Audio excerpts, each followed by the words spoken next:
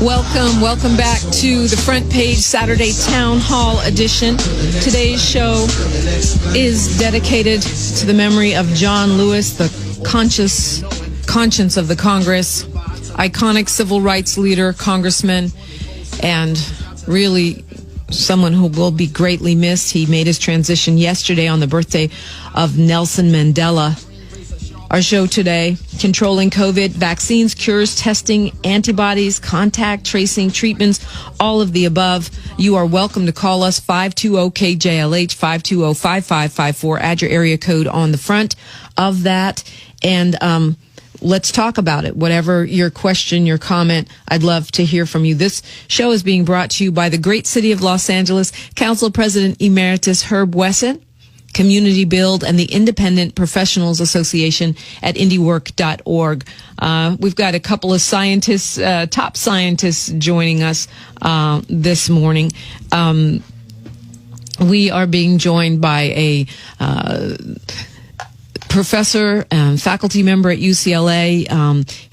He focuses his studies on the complex architecture of biological systems, and I'm sure he'll give us a better idea of what that means from the UCLA chemistry department. Dr. Jose Rodriguez, good morning. Good morning. Hi, this is Jose, and it's great to be here with all of you. It's great to have you on.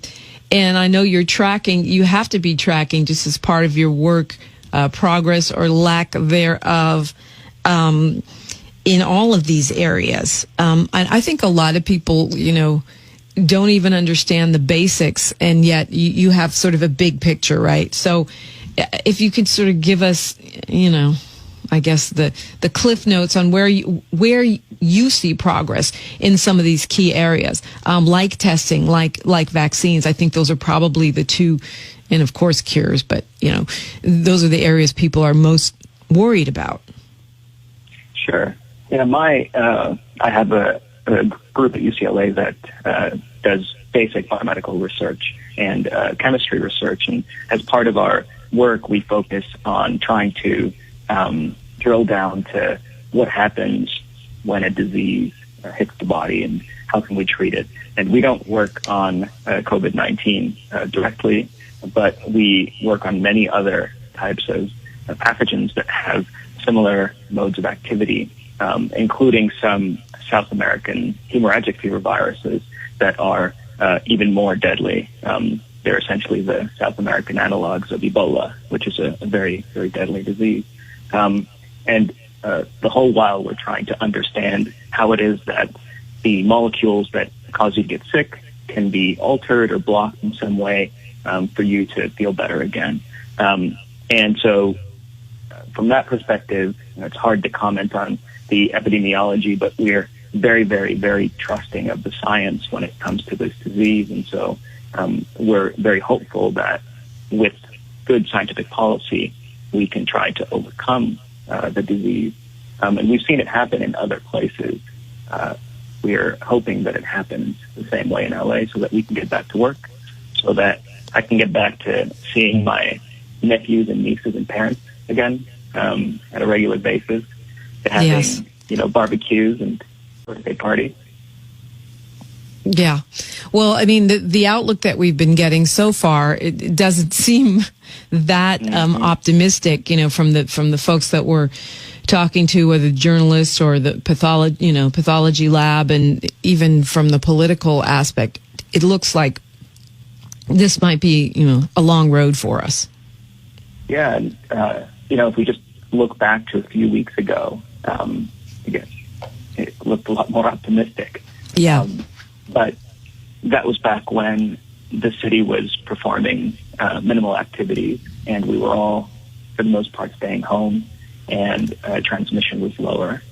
And I think if we can do whatever we can to limit transmission, that's going to be our key out.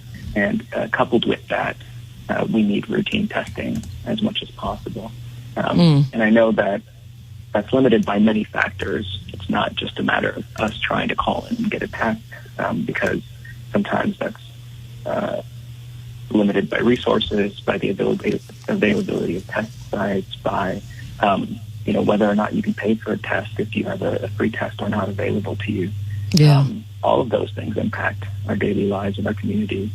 So it's a challenge, but it's an important goal to try and get to the point where we can all be confident that we can slow the spread of the disease. Professor Jose Rodriguez, we have got your colleague and friend, Dr. Hosea Nelson, on the phone. He's also a faculty member at UCLA in the Department of Chemistry and Biochemistry. His research is focused on the development of enabling technologies for chemical synthesis and biology. Good morning, Dr. Nelson. Good morning, Dominique, and good morning, Jose. I know I'm asking you guys to answer questions that maybe don't have answers right now, but I think the main thing we're looking for is more clarity about where we are with these, with these issues, vaccines, cures, testing, antibodies. I think a lot of people don't even really understand what contact tracing really is, and also the issue of, a cure. I mean, that would be ideal, right? Give us your thoughts, Dr. Nelson, on sort of an overview of progress in these areas. I think from a layperson's perspective, it's hard to evaluate. Even from the scientist's perspective, it's hard to evaluate. Because, in the end, it's only been around 6 months now since we really started to pay attention to this disease. And so my overall perspective is actually very positive. I see, a tremendous mobilization on the scientific side of folks really out there trying to develop new testing technologies, new therapeutics, and looking towards that eventual goal of a cure or a vaccine. So I think, on the science side, the technology side, I'm really optimistic, and I think before the year's over, we'll see some really big developments for a lot of those issues. On the social side, I'm always really concerned because, I'm going around town like everyone else, and I think there's a certain element of cabin fever, which has really touched our communities, where I think at some point, people are, to some extent, saying enough is enough with really doing their best to stay physically distanced from other folks. And that's, I think, a really big problem. That's the one tool we have now, or one of the most powerful tools we have now, is just, stopping the transmission by limiting exposure to other people. And that's also the most difficult thing. But it's certainly the one thing we know works the best. That combined with, hygiene and face masks, and not seeing those things implemented, it is concerning. I hope that wasn't too pessimistic of an answer to your question. No. I mean, I think it's sensible, and that's what we're grasping for, because I think, aside from all of the stuff that's going around on the internet, and then the ever-changing things that we are getting from health officials, along with Washington, people can end up confused and mistrustful. And one reason, I think, and maybe you guys can both address this, is that we are getting new information all the time. So if somebody told you something 2 months ago, it doesn't mean they were lying. We might have discovered that wasn't true. Is that fair to say? Oh, absolutely. Yeah, I mean, this is, I'm sorry, go ahead, Jose.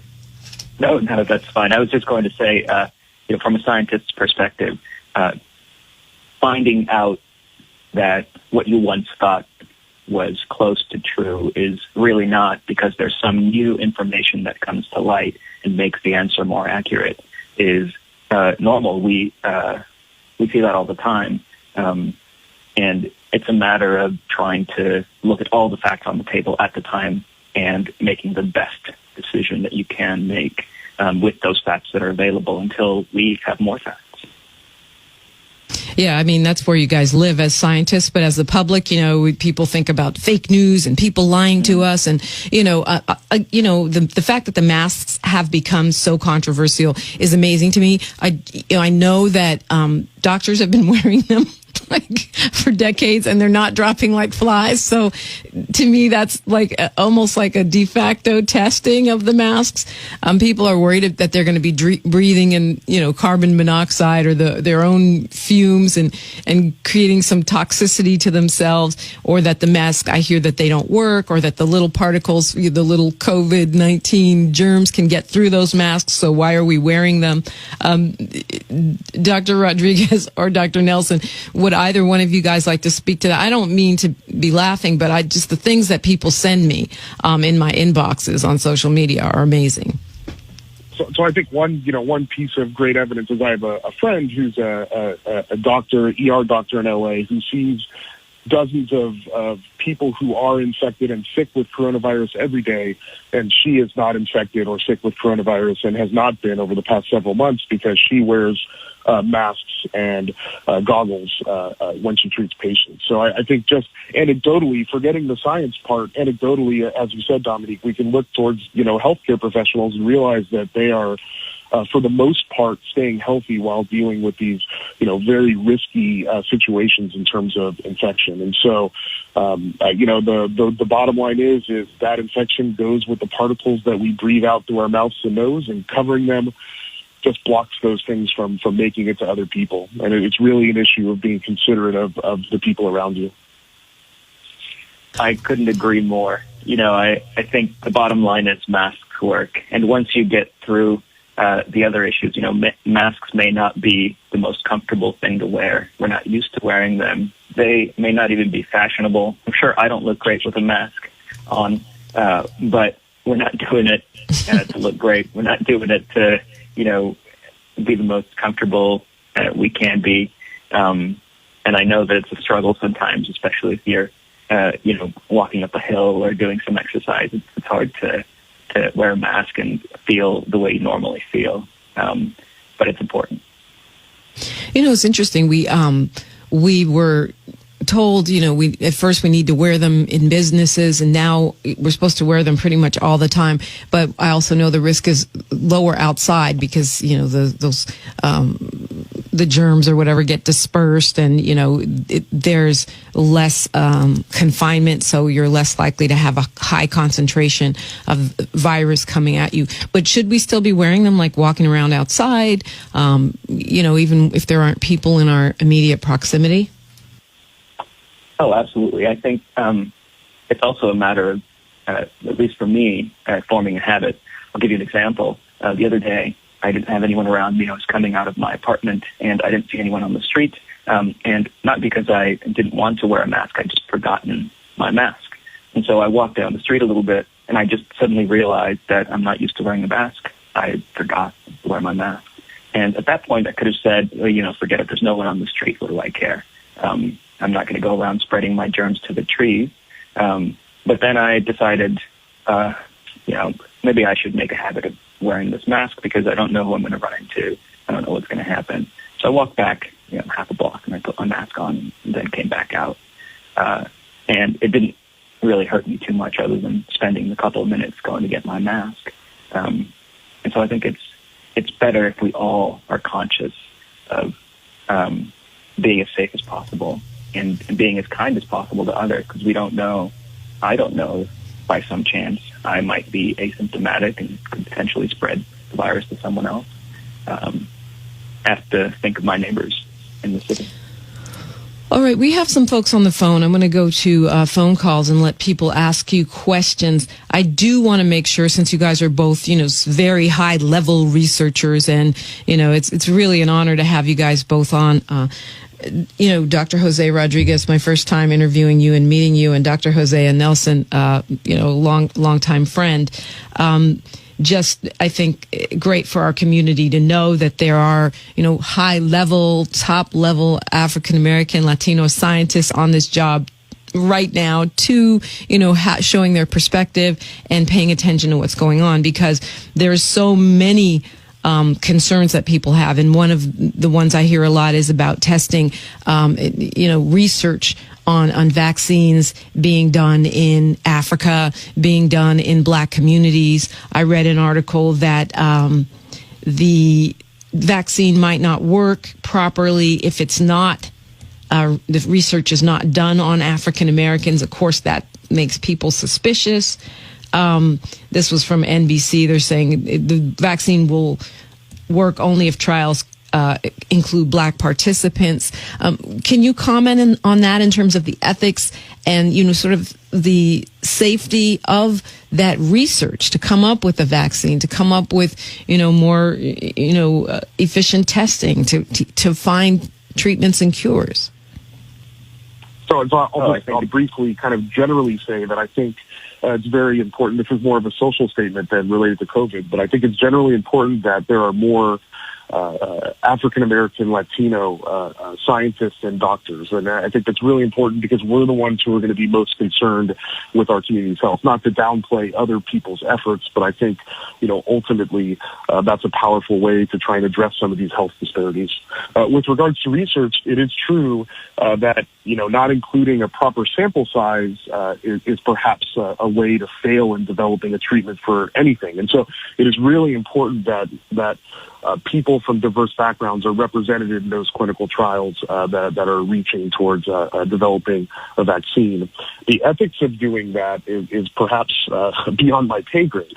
But what I do know is that when we embark in any NIH-funded research project, for example, it's required that we address these issues and figure out ways and mechanisms to make sure that we're getting a proper sampling of the human population. That means including people from all races and both genders. Did you want to add to that, Dr. Rodriguez?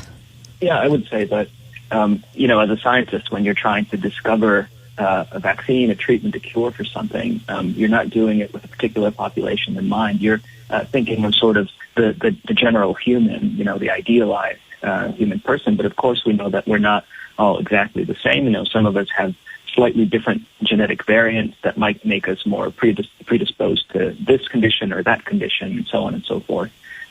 So when you're evaluating the impact of some new molecule or some new vaccine or something that you've made to help as many people as possible, you want to evaluate it on as many different people as possible to make sure that there are no adverse reactions in some subset of the population, that there aren't any unforeseen issues that come up or ineffectiveness in another part of the population. And getting a better picture of that can maybe help you improve what you're making or say, well, this part of the population isn't being served by this particular drug. We need to come up with some alternative. Dr. Rodriguez and Dr. Nelson are both, at UCLA, both, highly, hailed scholars, Pew scholars, and it is an honor to have you on. And sometimes I feel when I'm talking about this stuff, which is my job, I feel like I'm woefully unprepared to be having these high-level scientific discussions. But at the same time, I do feel like some things come down to common sense. And a lot of people are really worried about a vaccine. I wonder if people would take it, especially Black and African American and Latino communities, because there's these theories going around that Bill Gates is going to put a little chip into you, and that he is the new supervillain, that that somehow these things could be more harmful than helpful to us. And then, I think also people thinking, well, if this thing is on warp speed, and given the the political implications maybe for the president and other politicians, that they might be in their interest to just rush something through that doesn't really work or that has harmful effects. So I think, how can you speak to public confidence about a vaccine or even treatments at this point? This is tough. I mean, I think that a general level of distrust in the public is there, and I see it for sure amongst family members and friends. But I think just from just the kind of facts on the ground issue, the whole idea of a warp speed vaccine development is not really the idea that they're going to shorten safety studies. So what happens usually when you're developing a drug or vaccine is that you figure out how to make something that cures or gives you the medical outcome that you desire. And then what happens is there's a huge undertaking to manufacture that drug or that vaccine to get it out to the public. And that process of manufacturing can take years sometimes. And couple that with the process of discovering a new drug or a new vaccine, that also could take years. And so I think what's happening now is that folks are just gambling. The government's gambling and saying they're going to run the manufacturing discovery concurrent to the drug discovery in case that drug or vaccine works. And so what that means is that once they determine it works, they'll already have manufacturing in place and be ready to make it and distribute it, to the hundreds of millions of people that are going to need it. And so it's not necessarily that they're cutting out safety to get things done fast. It's just they're running those two objectives simultaneously, where that's a risk because most of those compounds, most of those those vaccine candidates aren't going to work, and millions of dollars will have been spent manufacturing or learning how to manufacture something that is not actually useful. But at the same time, you cut out that whole lag and separation between development and manufacturing. If that makes any sense. Yeah, that's really interesting. What about once you, and I'll throw this one to you, Dr. Rodriguez, what about once you get it? Let's say we have it, it's manufactured, it's ready to go. How many people, what percentage of the population needs to get, this vaccination before we have herd immunity and, we're all good with COVID? And what are there concerns about accessibility and cost, like, that it would be available to the people that really need it, since we see that African American and Latino people seem to be at much greater risk, whether that be because of the jobs we hold or pre-existing conditions or systemic racism or all of the above? Well, maybe one thing I should say before we go into who should get it, which I think is as many people as possible. I want to take a step back and say that it's not just one vaccine. There are many different vaccines that are all trying to be made because, as Dr. Nelson mentioned, we can't be sure that any one of them is going to be our silver bullet. And so the vaccines are different. They're made in slightly different ways. They're physically different things. Some of the vaccines are parts of the virus itself that you inject into your body so your body can recognize that part of the virus. So then when you're exposed to the virus, your body attacks it and doesn't let it get into your cells and doesn't let it infect you. And other vaccines are little bits of genetic code that are going to get into your body and then help your body make parts of the virus itself, not the full virus, so it's not infectious, but parts of it.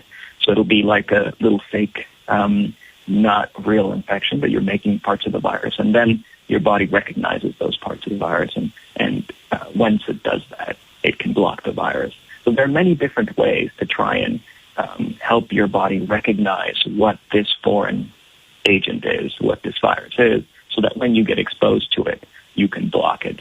There are no microchips involved in that, I guarantee it.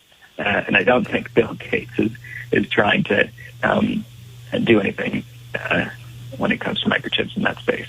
But I can understand the apprehension you might have to say, injecting yourself with something that you don't quite understand how it is that it's working. So I think it's important for the public to know that scientists in general trying to come up with various different strategies to tackle the same problem. And the problem is, how do you help your body recognize something that it's never seen before? And it works in many other cases. We have many other vaccines that help your body do the same thing.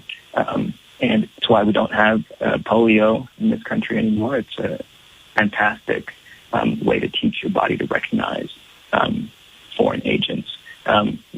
So because of that, we want as many people as possible to be able to have access to this potentially life-saving treatment that will help your body recognize that foreign virus. And we want to do it in the best way possible. Of course, resources are limited. So it'll be a real challenge trying to make sure that everybody who needs a vaccine will be able to have a vaccine. And when we talk about enough people having it to impact, being basically what they're calling herd immunity, which means it's less likely that you would get it because most people have been immunized to it. That could take years by itself, right? Mm-hmm. And you can think about, I know the analogy isn't perfect, but you can think about it in some ways as the situation that we're in right now with limiting contact. So if you limit contact completely, same as when you have a vaccine administered to everyone, absolutely everyone, then you can stop the spread of the virus. The vaccine is working perfectly, and everybody recognizes the virus, kills the virus. The virus is gone. But we know that's not the case. People come and go. They come in contact with each other. Same is the case with the vaccine administration. Not everybody gets the vaccine, and so those people can spread it. So if enough people don't get the vaccine that can spread it, you can never really stop the virus dead in its tracks. Interesting. Let's go to Eddie calling us from LA. Good morning, Eddie. Eddie, you ready? Yes, I am. Over here. Good morning. Good morning, guest. Welcome. My question is this. Considering that now we know that this is an airborne virus, how possible is that when people who smoke weed in an enclosed environment, that the droplets can just linger in the air, and then sometimes when you drive down the street, you literally smell this aroma. So is this possible to spread the virus that way? Interesting. He wants to know about like cannabis, but I guess it would apply to cigarette smoke too. Does that smoke have lingering viral particles that could get people sick? I think, I don't know if it would be the smoke from the marijuana or the tobacco that carries the particle, but I think one way to think about it is, you're smelling aerosol as well. So the fact that you can smell someone smoking or you can smell them smoking weed, means that potentially, viral, if they're infected, you could receive some of their viral particles. And so the good thing is that if it's dispersed, the number of particles that you'd be exposed to would hopefully be very small, and you wouldn't have necessarily a very large infection. Now, that's not broadly true. There's different people with different immune response, so some people are maybe more susceptible than others. So I wouldn't necessarily think of it as, that smoke transferring the particles, but I would think of it as more of an indicator of where the particles can go. If you could smell it, potentially that means that you could have actually been exposed to a viral particle. Yes, 9:27 in the morning. We are talking with Dr. Jose Rodriguez and Dr. Hosea Nelson, both from UCLA. And we will continue taking your phone calls. We will continue this conversation up until 10 o'clock. I am Dominique DiPrima, 520-KJLH, 520-5554. If you want to get in on this conversation with a question, we are talking about controlling COVID, vaccines, cures, testing, antibodies, and more. Radio Free 102.3 KJLH.